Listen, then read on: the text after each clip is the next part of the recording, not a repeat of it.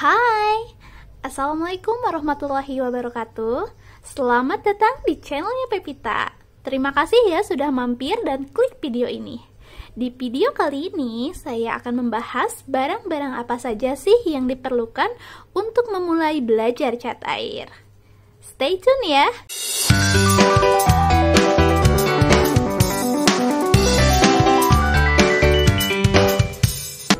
Oke, boleh ya kita sambil cerita-cerita sedikit. Kenapa sih saya bisa sesuka ini sama cat air? Jadi ini bermula sekitar 3 tahun yang lalu ketika saya pertama kali ketemu karyanya Om Jongki atau Om Lukman ya. Ini dia karyanya. Di situ saya speechless gitu ya. Pertama, konsep gambarnya keren banget gitu. Kok bisa sih seperti ini gitu. Terus warnanya juga vibrant banget. Wow gitu, di kepala saya cuma ada satu, kok bisa gitu. Sampai akhirnya saya kepoin apa sih yang bisa membuat gambar, apa aja sih yang bisa membuat gambar sekeren ini gitu. Sampai akhirnya saya kepoin Om Jongki itu gambar pakai apa, terus cat airnya merek apa, kuasnya apa. Ya saya liatin postingnya satu-satu, speed paintnya saya liatin gitu, sampai ketika ketemu dan lihat-lihat karyanya makin banyak gitu ya, saya malah jadi semakin jatuh cinta sama cat air. Terus kan ada salah satu teman saya ya, dulu pas awal-awal ketika saya baru mulai cat air, dia nanya gitu, Kak Pep, kok warna gambar saya gitu ya, kok warnanya bold sekali gitu, transparansi cat airnya kok nggak kelihatan gitu, sifat cat airnya kok nggak kelihatan gitu. Jujur di situ saya agak down gitu ya, karena karya saya tidak seperti teman-teman yang lain gitu, yang memang sifat cat airnya itu sangat terlihat jelas ya, si transparansinya itu. Tapi tak lama kemudian saya ketemu sebuah akun yang pasti kalian udah banyak yang tahu ya, ini Nashi, dimana dia itu kalau gambar, menurut saya pribadi ya, sangat terlihat seperti digital. Padahal dia gambar pakai cat air loh ya. Terus saya kepo kan, cat air yang sering dia pakai apa sih? Yang bener-bener warnanya tuh ngejreng, vibran, pigmennya kaya banget gitu. Sampai ketahuan kan kalau dia pakai Dr. PH Martin gitu ya. Kalau di bahasa kita mah PH Martin gitu. Saya sampai kepo kan, nyoba-nyoba gitu, dan memang warnanya emang ngejreng itu, bagus gitu. Makin lama saya lihat makin banyak karya Nashi gitu, ya sudah pasti bisa ditebak semua kan. Saya makin jatuh cinta sama cat air, dan dari situlah saya baru tahu gitu ya, kalau cat air itu sendiri ada 3 klasifikasinya kan ya, transparan, semi transparan, dan opak. Opak ini berarti warnanya bener-bener matte gitu ya, ngebold, jadi dia nggak transparan. Nah dari klasifikasi cat air ini juga kan berarti ada transparan, ada opak gitu kan, dan tengah-tengahnya ada semi transparan. Berarti saya nggak berdosa dong kalau misalkan gambar saya bold gitu. By the way, apalagi saya memegang keyakinan bahwa seni itu harus bebas. Jadi mau pakai cat air ngeblok pun ya nggak apa-apa, terserah yang pakainya gitu. Mau pakai cat air tipis-tipis pun ya nggak apa-apa, silahkan. Tergantung yang pakainya kan. Ya setelah itu sih saya nggak mikirin lagi lah soal itu. Biarlah saya membangun style saya dengan sentuhan saya sendiri. Oke, paling segitu aja ya. Selanjutnya kita move on ke benda-benda apa saja sih yang dibutuhkan ketika kita ingin memulai belajar menggambar dengan cat air. Yang pertama sudah pasti adalah cat airnya sendiri. Jadi ini adalah wah udah kotor banget ya. Ini adalah salah satu palet saya yang campur-campur banget. Wah ini udah parah sih ya, campur-campur banget. Saya lupa ini total warnanya berapa, yang pasti ini udah lebih dari 50 warna ya, mereknya macam-macam. Seingat saya di sini Holbein, Mijello, Daniel Smith, ini Core, Terus ini mungkin Sinhan, M. Graham, sedikit Paul Rubens, Mijello lagi. Ini palet yang menyimpan banyak warna sih. Aduh, sampai ini belum di refill warna merahnya. Hancur sekali ya. Mohon maaf semuanya. Ini adalah watercolor tube yang saya tuangkan ke Halpen ya. Bisa dilihat ada yang memang selalu basah dan yang memang ada yang langsung mengering. Tuk. Mengering ya. Jadi kalau misalkan kalian punya watercolor tube, kalian bisa pouring atau apa ya, dituangkan ke Halpen atau mini pen. Terus ada nggak ya? Nah ini. Terus dikasih tag it biar mereka tuh nggak pada berjatuhan gitu ya atau terbalik. Oke, kita rekatkan lagi. Tag it murah kok harganya dan bisa dipakai banyak banget. Ini kan berbentuk tube ya, yang sudah dituang ke Halpen. Aduh, maaf. Lalu ini jenis cat air yang kedua, dimana dia tuh bentuknya cake ya. Cake itu ada yang memang sudah dipadatkan berbentuk bulat, ada juga yang berbentuk Halpen gitu ya. Mau itu bulat, mau itu kotak, tetap ya dipanggilnya atau disebutnya cake, dari pancake. Ini untuk mengaktifasikan warnanya perlu semprotan air dulu ya. Terus tunggu beberapa menit sampai warnanya moist gitu. Setelah itu baru diaplikasikan ke kertas biar warna yang dihasilkan itu maksimal. Terus kalau bisa sih tips aja, jangan mencampur warna langsung di pennya ya. Campur warna di paletnya, menghindari pennya jadi kotor. Oke. Apakah hanya dua jenis saja cat air, yang tube dan yang cake? Jenis cat air yang terakhir ini liquid. Liquid ini dari Caira. Iya. Ini semuanya berbentuk liquid, bisa dilihat ya. Kalau yang ini tipe Radiant Concentrate Watercolor PH Martin. Ini ada pipetnya.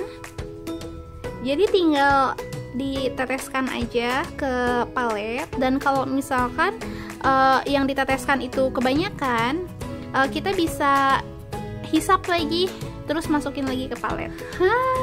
Ini tadi barusan PH Martinnya apa sih, masukinnya nggak ini ya, nggak rapi jadi bleber.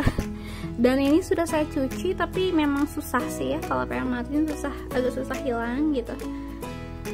Jadi barusan kan sudah ada 3 jenis watercolor ya, yang tube, yang cake, dan yang liquid. Tergantung ya, itu tergantung masing teman-teman sukanya yang berbentuk cake, tube, atau liquid. Itu memang ada keuntungan dan kekurangannya gitu ya. Untuk yang tube ini tuh lebih murah ya. Ini kan 15 ml, harganya sekitar 250-an kalau nggak salah ya. 15 ml-nya Daniel Smith.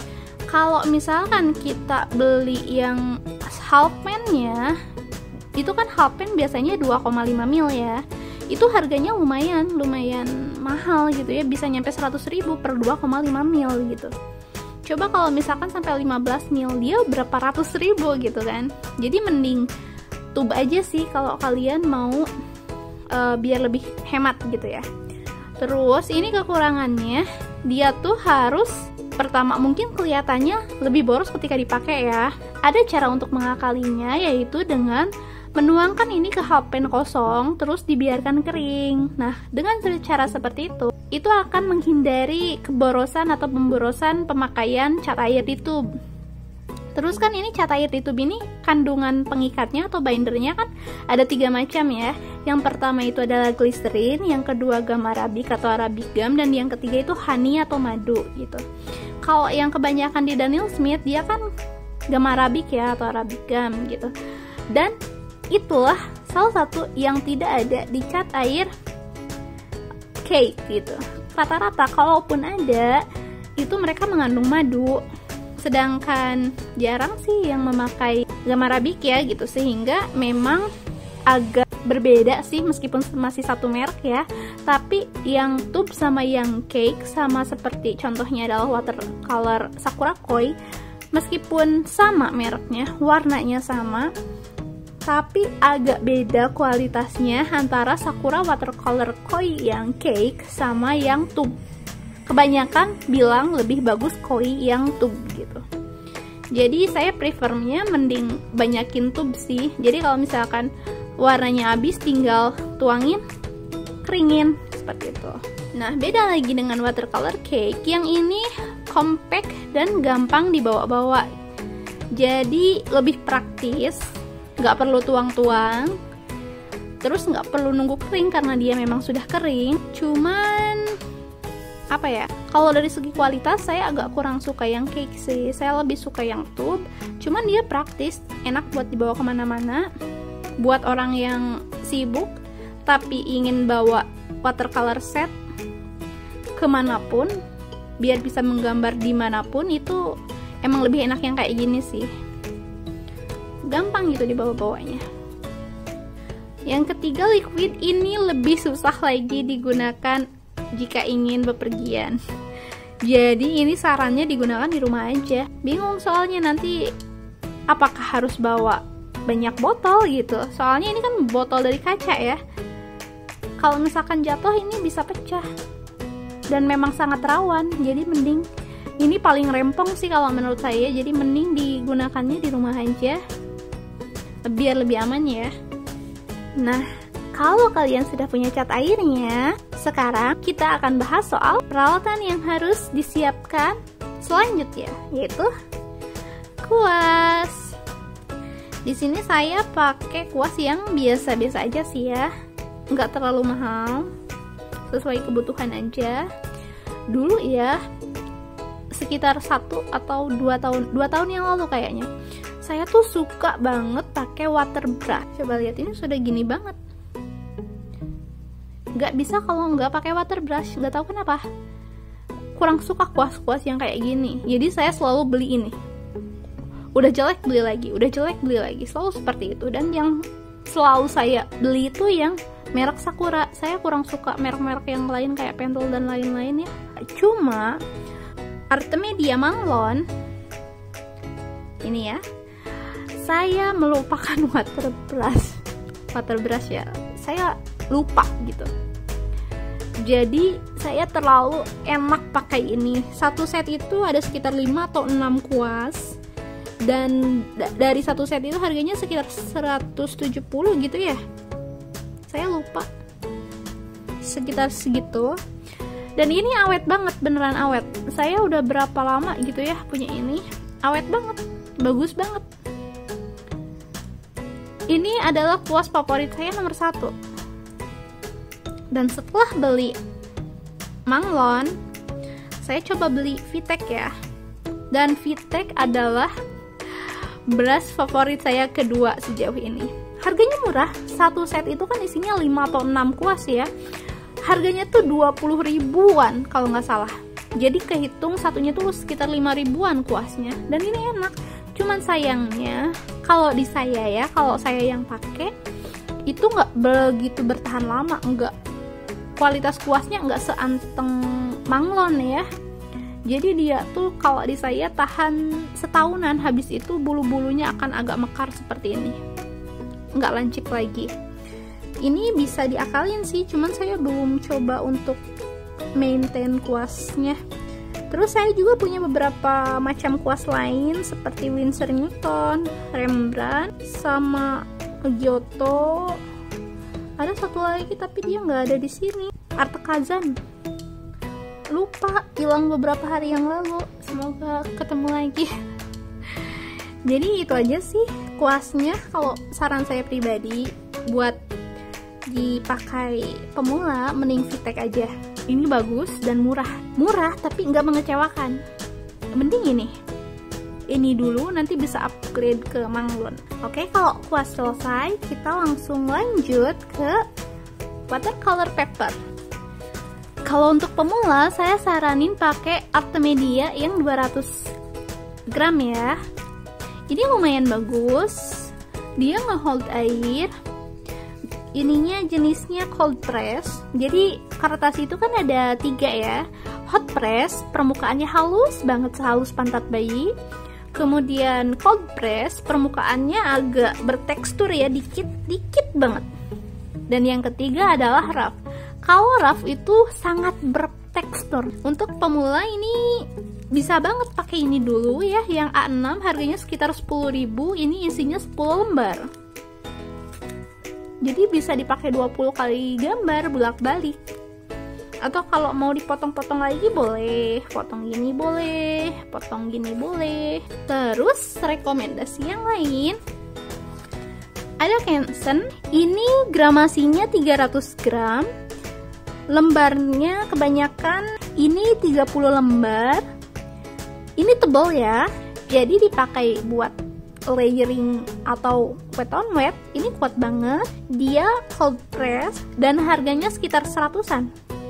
100.000 buat 30 lembar A4. Ini bisa dibagi-bagi lagi ya. Ini lumayan tebal banget. Tuh.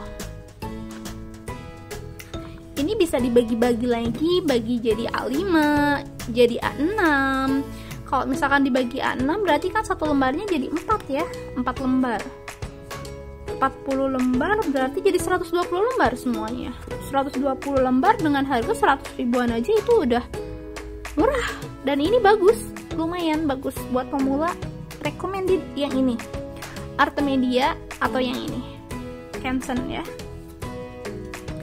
Nah, kalau yang sering saya pakai, favorit saya adalah ini belum ke isi semua sih.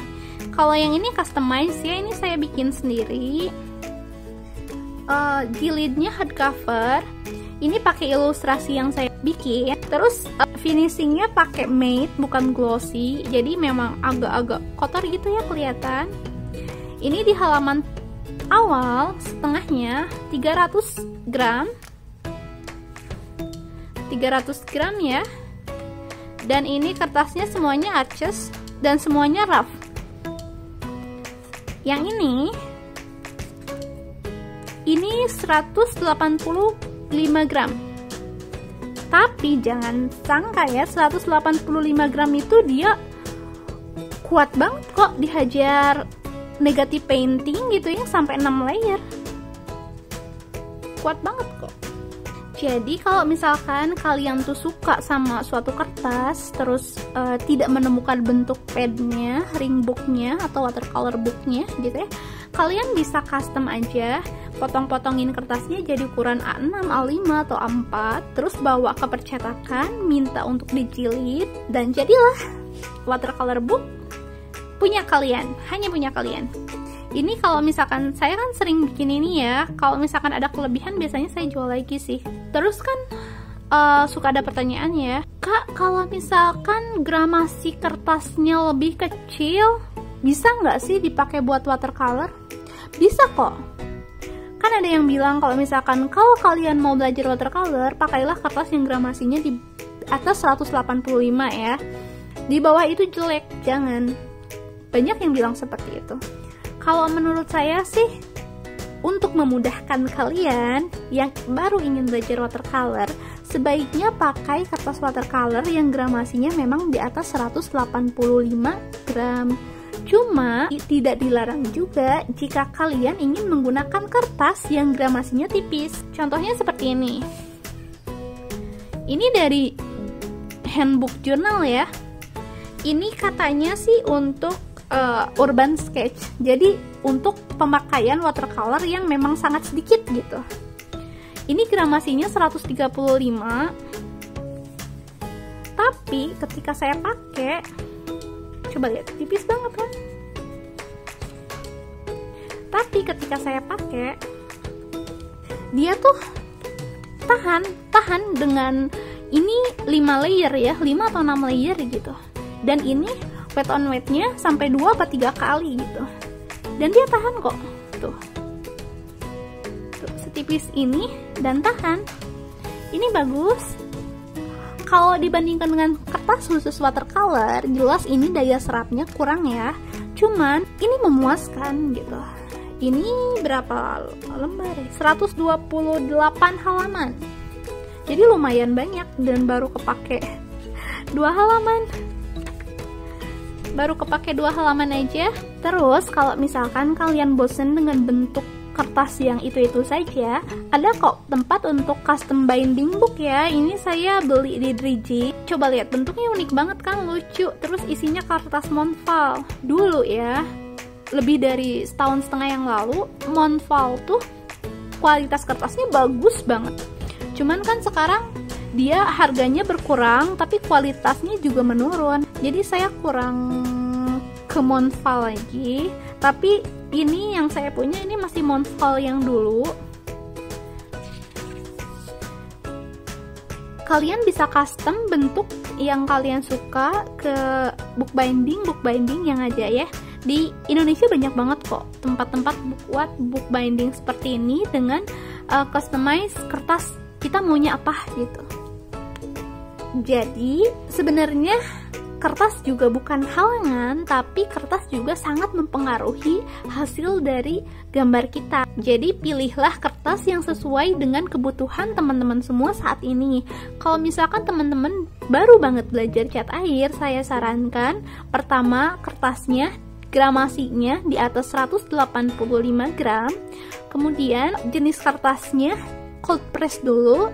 Baru setelah itu bisa explore ke hot press atau ke rough ya. Kalau misalkan teman-teman sudah terbiasa dengan cat air, bisa eksperimen dengan gramasi kertas yang berbeda-beda. Nanti bisa coba kertas yang 600 gram, atau bisa coba kertas yang 130 gram, atau bahkan teman-teman bisa coba menggambar di atas buku gambar ya, menggambar cat air di atas kertas buku gambar. Teman saya ada yang dia menggambar cat air di atas HVS dan hasilnya bagus-bagus aja. Cuma memang butuh ketelatenan yang sangat tinggi, kesabaran yang sangat tinggi, detailnya juga harus diperhatikan. Setidaknya itu bisa menekan biaya pengeluaran untuk cat air ya. Itu kan kebanyakan hobi ya. Alhamdulillah kalau misalkan bisa menghasilkan dari cat air, dan alhamdulillah lagi kalau misalkan bisa jadi profesi. Yang selanjutnya dibutuhkan ketika kita mau bersiap-siap menggambar cat air adalah, kalau saya sebut, kobokan. Saya sarankan pakai 2 ya. Yang pertama untuk kuas kotor. Jadi ketika kita sudah mewarnai, masukkan kuas, cuci dulu kuas ke tempat kobokan yang pertama. Kemudian untuk mencampur warna atau mendapatkan warna yang lain, pakai kuas yang baru. Pakai kobokan yang baru. Itu untuk menghindari kuas kita terkontaminasi warna yang tidak kita inginkan. Terus yang terakhir adalah tisu atau handuk kecil. Jadi teman-teman, untuk menyerap kelebihan air biasanya menggunakan tisu, atau kalau misalkan ingin lebih hemat dan ingin menjaga lingkungan dari penggunaan tisu yang berlebihan, teman-teman bisa pakai handuk kecil tapi yang halus ya. Ini lupa bahannya apa, cuman bisa pakai ini. Saya beli berapa ya, di bawah 5.000 kalau nggak salah. Jadi kita review ulang ya, apa saja sih yang diperlukan ketika kita ingin memulai belajar menggambar dengan cat air. Yang pertama adalah siapkan cat airnya, yang kedua adalah siapkan kuasnya, yang ketiga siapkan kertasnya, keempat tempat kobokannya, dan yang kelima tisu atau lap. Adapun beberapa macam peralatan lain semisal pensil penghapus atau bahkan semprotan itu additional ya. Ada yang memang langsung tanpa pensil, ada yang memang memerlukan sketsa dulu dengan pensil. Itu bisa disesuaikan dengan kebiasaan gambar masing-masing. Paling segitu saja video saya kali ini. Buat yang suka video ini, jangan lupa subscribe dan nyalakan loncengnya. Itu berarti kalian sudah support dan mendukung channel ini untuk terus berkembang. Sampai jumpa di video selanjutnya. Wassalamualaikum warahmatullahi wabarakatuh.